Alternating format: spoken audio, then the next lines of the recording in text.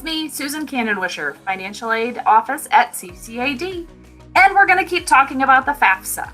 So, now that you have understood that it is super important to do it as quickly as possible and you are ready to go, I want to help guide you through some of the questions that might be a little more challenging.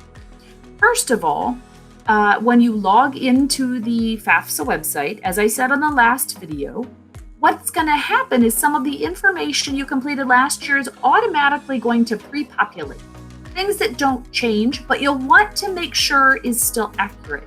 Some of it will be your address, your mailing address, your birth date, your legal name, your parents' level of school completed. What else? You might see things like gender, marital status, things like that you can update for sure, but it will automatically default based on what you answered last year. So make sure you confirm that to be sure that it's still accurate. It will also ask you to confirm what grade level you will be. So think about what you're going to be in 21-22, not right now, but what you will be in 21-22. Many of you will be working on your first bachelor's degree, but that's not true for all of you. But for most of you, you will be working on your first bachelor's degree. The next set of questions that might be a little bit challenging help determine your dependency. For the most part, many of you will have the same dependency as you had last year, but there are a number of questions that determine whether you are considered dependent or independent in the eyes of the government. Some of the really easy ones are things like your age, what degree you're working on. Now, the thing there is you are an independent if you are working on a master's degree or a professional degree like a PhD. Again, most of you are working on a bachelor's degree.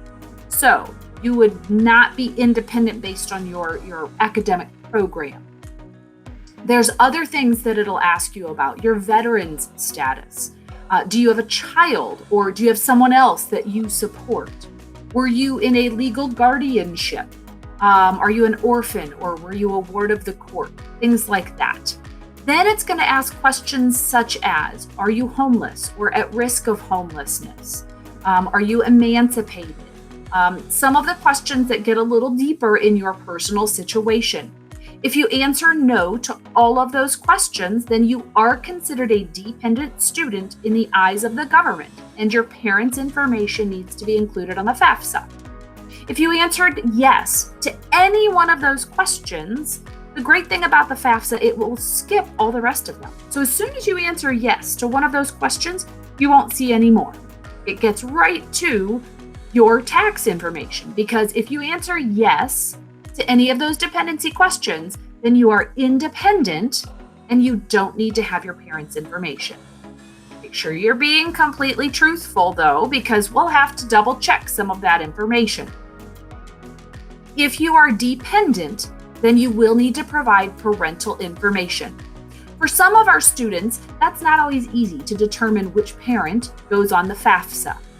The first thing you'll want to know is, who do you live with the most?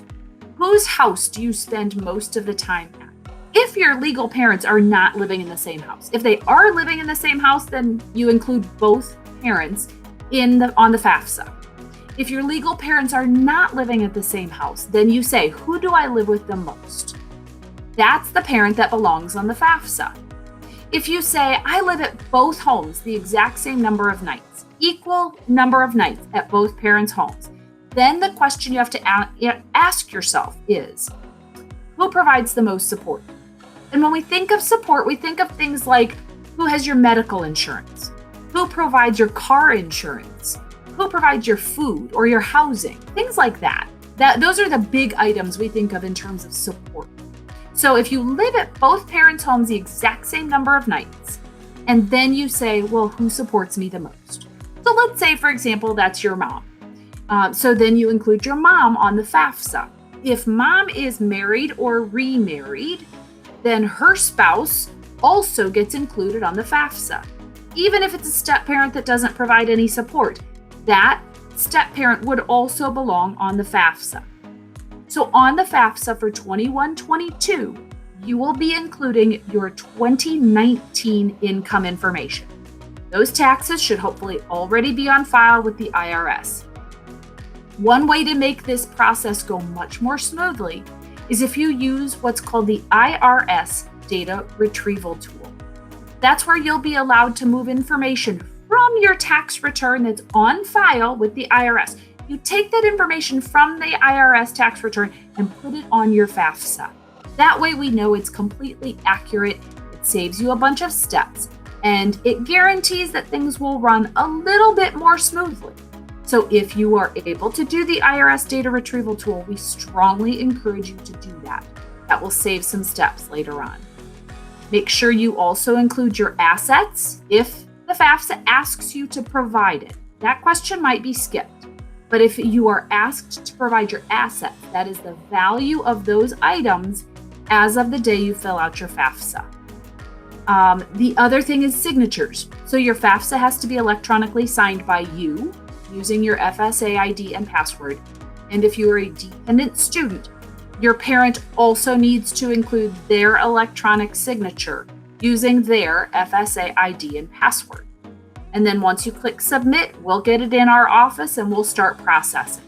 So those are some of the trickier questions along the way on the FAFSA. As I said before, if you have any questions, don't hesitate to email us at financialaid@ccad.edu.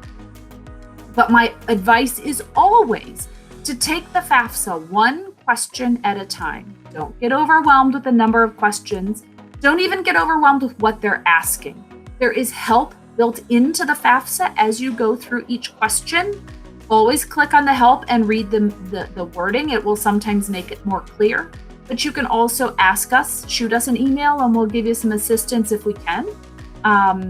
But make sure you don't get overwhelmed by the number of questions or what they're asking you.